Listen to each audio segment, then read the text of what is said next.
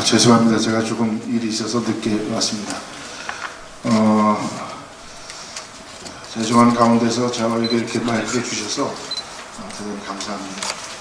제가 처음에 12년 전에 제가 교협에 가입을 하고 교협에 이제 발을 들여놓고 들어가 보니까 교협이 이렇게 서로 그룹으로 나눠져서 서로 비방하고 칼 뜯고 하는 그런 사태가 벌어져 있었습니다. 그래서 제가 한 3년 동안 총무 서기 3년을 연임하면서 교육을 어떻게 하면 깨끗하게 할 수 있을까 그렇게 나름대로 열심히 노력을 했었습니다.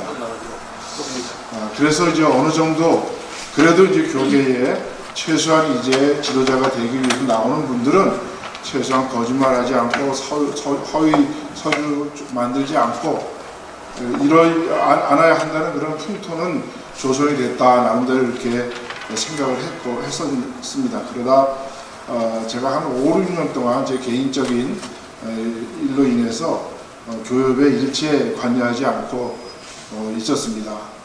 그러다가 이제 제가 정정하는 형님 같이 모시는 분이 교협에 부회장으로 출마할 테니까 와서 좀 도와달라 그런 요청이 있어서 제가 나름대로 또 가서 도왔습니다. 그래서 제가 사적인 또 친분 관계가 있고 그래서 이분이면 그래도 교계를 깨끗하게 이끌어갈 수 있겠다. 그래서 이제 열심히 도왔습니다. 근데 미끄러졌어요. 그날 아침에 아마 미역국을 너무 많이 드시고 오셨는지 충분히 이렇지 않으셨는 분인데 어떻게 미끄러졌나. 그래서 제가 분석을 해봤습니다. 분석을 해봤더니 딱 한 방법은 딱 한 가지, 그 당시에는 한 가지였습니다.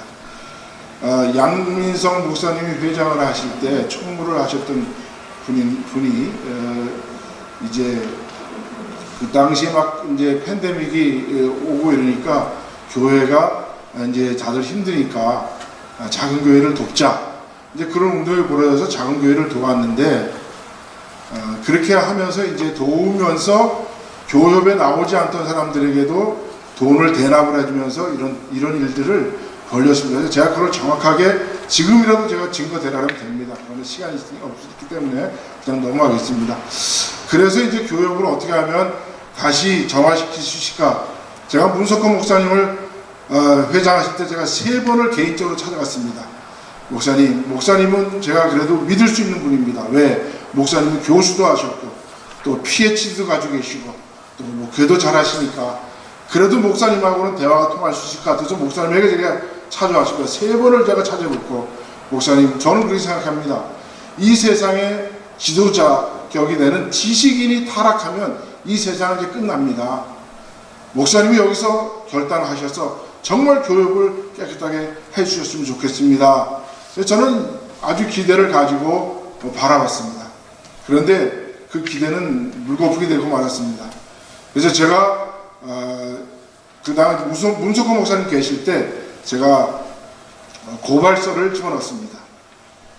그런데 이분이 나중에 고발장을 제가 3분에게 고발장을 넣었는데 한 분은 전 회기의 양민성 목사님, 현 회기의 그 문석호 목사님, 그 다음에 그 전 회기에 성관위원장을 하셨던 한 목사님 3분에게 넣었는데 그래서 제가 요구를 했습니다. 진상조사를 만들어서 제가 증거 다 드릴 테니까 진상조사를 좀 만들자. 그랬더니 그분이 한참 있다가 뭐 한 1, 2개월 지나다가 진상조사를 만들겠다. 그래서 불렀어요. 그래서 다 모였습니다. 그랬더니 진상조사위원장을 한 목사님을 시켰습니다. 그래서 저는 그건 안 된다. 그래서 저는 거기서 빠져나갔습니다. 제가 그걸 하고. 그리고 나중에 총회가 됐는데 총회에서 뭐라고 이야기하냐면 현영관 목사가 자기를 진상조사위원회에 안 끼워줘가지고 진상조사위원회가 해체됐다 이렇게 얘기를 합니다. 더 이상 저는 거기에 대해 기대하고 싶지 않았습니다. 그러고 나서 교협에 내가 좀 더 적극적으로 참여해서 교협의 선거운동부터 바꿔야 되겠다. 왜냐하면 계속해서 회장이 되면 자기 최측근인 사람을 법규위원장, 선관위원장 그 다음에 또 돌립니다. 그래 새로운 피가 수혈이 될 수가 없어요. 새로운 사람 들어오면 공로 없다고 내쳐져 버리고 이런저런 모양으로 이 교협이 새로워질 수 있는 문이 새로운 문이 들어올 수 있는 그 문이 다 막힌 거예요. 그래서 제가 할 수 없이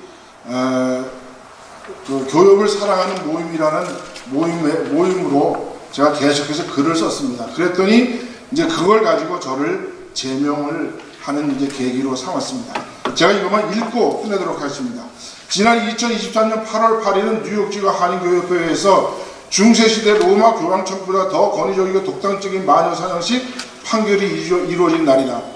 전체 회원 약 300여 회원 중에 임실행위원 약 239명이 임명되어 있는데 그중 약 20여 명이 모여 아무런 법적 절차도 없이 사명 회원을 형사법에서 최종 확정된 피고인에게만 씌우는 죄라는 명목으로 제명을 시켰다. 거기에 보면 판결문에 이러이러한 죄다 되어 있습니다. 죄라는 말은 형사법에 의하시면 최종 판결을 하실 때 죄인이라고 말합니다. 그 전에 전부 다 피고 원칙주의입니다. 그런데 거기다 죄라는 말을 쓰였습니다. 죄는 하나님이 우리에게 인간의 잘못에서 씌우는 죄 아닙니까? 어떻게 교협이 회원을 죄인이라고 말합니까?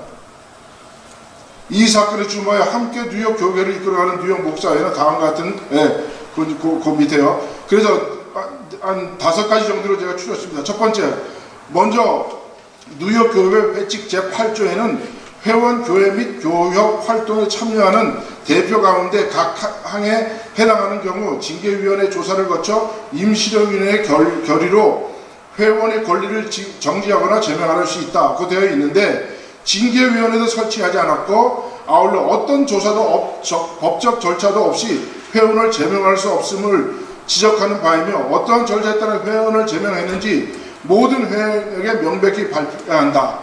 자, 제가 여기 그래서 김원기 목사님한테 이메일을 한 장 받았습니다. 제가 제명되고 나서 이 김원기 목사님한테 어디 목사님이 징계위원장이십니까? 라고 했더니 자기에게 징계위원장을 맡아달라고 했을 때 자기는 도저히 이걸 할 수 없어서 자기가 반려했다고 그 이준성 목사한테 반려한 이메일을 저한테 보냈습니다.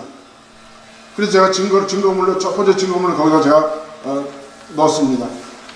그러니까 이것은 아무런 법적 절차도 없이 징계위원회를 우리 반드시 징계위원회를 통해서 징계한다고 되어 있습니다. 징계위원회도 만들지 않고 징계위원회를 안 만들었으니까 조사도 안 했죠. 조사도 안 했으니까 저희들한테 어떤 그것에 대해서 소명할 수 있는 기회도 안 줬죠. 그리고 무조건 징계해버렸습니다. 두 번째, 뉴욕 교회협의회 임시령에서는 사명의 회원을 제명하는데 징계 사유로 본회의 회칙 설립 목적인 제3조를 들고 있다. 사명의 제명자들의 주장은 교협 설립 목적을 위배한 것이 아니라 회칙 제8조 8항에 의거하여 연례 형사처럼 자행되어 온 교협의 불법 선거에 대한 진상조사를 요구한 것이다. 회원이 요청한 불법 선거에 대한 진상조사를 하지 않는 것은 교협은 직무유기를 한 것이다. 그리고 징계위원 없이 임원회가 이미 처리했다면 임원회는 이에 대한 응당한 법적 징계를 받아야 한다.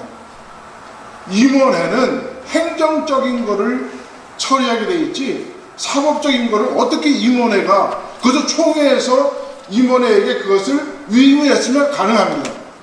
그러나 총회에서는 그것을 위임하지 않고 임원회가 자체적으로 있는 것은 임원회는 행정을 처리하는 겁니다. 세 번째, 뉴욕 교협은 목사들이나 교회들이 친목단체를 만드는 것을 막을 만한 법적 근거를 가지고 있지 않으며 누가 준 권한으로 자유민주주의에서 자유로운 회원들의 단체 생활을 막을 권한이 있는가? 뉴욕 목사님, 교협의 회원 목사님들은 뉴욕 교협에 거기에 피해주지 않은 상태에서 얼마든지 자기 나름대로 그룹을 만들어서 단체 생활을 할 수 있지 않습니까? 근데 그거를 불법단체라고 어떻게 저희에게 이야기를 합니까? 교협이 잘못되어 가는 것을 보고서 교협을 사랑하는 모임들이 이러이러한 것들 해결해 주십시오 하고 위해서 요청서를 보내는데 그거를 불법단체라고 이야기합니까? 뉴욕 교협은 자유로운 의사소통의 장으로 교협의 행사의 이단적인 요소나 교협의 설립 목적에 부합한 일이 벌어질 경우 이를 조사하여 가부를 알려주면 되는 것이다. 이것을 지적하면 죄인가 교협의 죄인 불변하는 교협이 죄인을 분별하는 판별서리가 재판소인가 묻고 싶습니다. 저의 때 제가 조금만 설명을 드리겠습니다. 제가 총무할 당시에 여기 한국의 대성교회 박윤식 목사가 세운 대성교회 지교회가 여기 있었습니다. 거기 행사에 우리 교협의 이사장 장로님들이 거기 행사에 참여했어요. 그래서 그거를 참여한 걸 가지고 교협에 막 탄원서가 들어와서 교협이 그때 이당대책위원회에서 그것을 지적을 했습니다. 지적을 했더니 거기에서 그 교회에서 변호사를 통해서 내려고 왔습니다. 미국에서 종교의 자유가 있는데 교협이 무슨 권한으로 우리를 이당이라고 지적을 하느냐. 그래서 제가 그것 때문에 싸우면 또 교협의 재정이 엄청나게 들어갈 것 같아서 그래서 그때 그때 우리가 임원들이 만든 이야기가 바로 한국에 있는 6개의 교단이 그것을 이단으로 징계하면 우린 거기를 따르기를 하다라고 그렇게 해서 넘어간 적이 있습니다. 그런데 교협에 만약에 행사가 있거나 그런 것에 대해서 누가 의문을 제기하면 교협은 그거에 따라서 발표를 해주면 됩니다. 근데 그 사람을 가지고 징계를 할 수는 없는 거죠. 5번째, 한간에 교협 회장과 본회의 회원 자격도 없는 불법 여성 임원 간의 수석 총무입니다. 불미스러운 불륜 관계로 이만호 목사가 이를 지적하자 서로 소송을 하겠다는 서류가 오간 소문이 무성했는데 이 사건이 불거지자 두 당사자가 화해했다는 명분으로 사건을 덮으려 했다. 이는 뉴욕 교협 50년 역사상 최악의 불미스러운 일이기에 징계조사를 만들어 조사하여 반드시 해당자들은 사과와 모든 직을 내려놓기를 촉구하는 바이다. 제가 여기 누가 보내준 증거 2 있습니다. 이 수석 총무라는 사람이 교협에다가 이러이러한 일이 자기가 이런 일이 왔으니까 이거를 조사해서 제명시켜 주십시오 하고 청원서 낸 겁니다.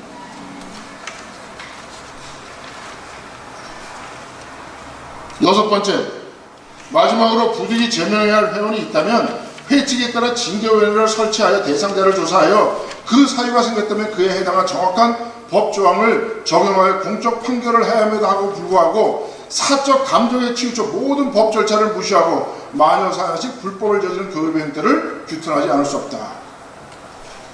마지막으로 여기 또 들었네요.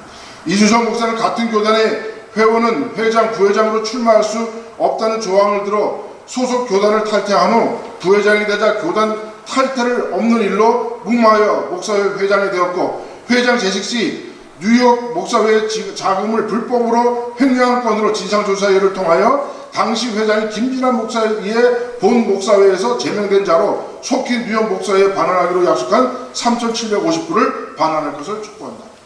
이거는 우리 아까 회장님이 들었던 그 진상조사 거기에 책 속에 다 들어있습니다. 그 내용은. 이런 상태에서 저희가 교협을 깨끗하게 하자, 건전하게 하자, 교협을 건전하게 발전시켜 나가자라고 요구하는 저를 교협은 제명시켰습니다. 이거에서 제가 다른 데 가서 호소할 수 없고 우리 목사회에 감히 이렇게 호소를 드립니다. 감사합니다.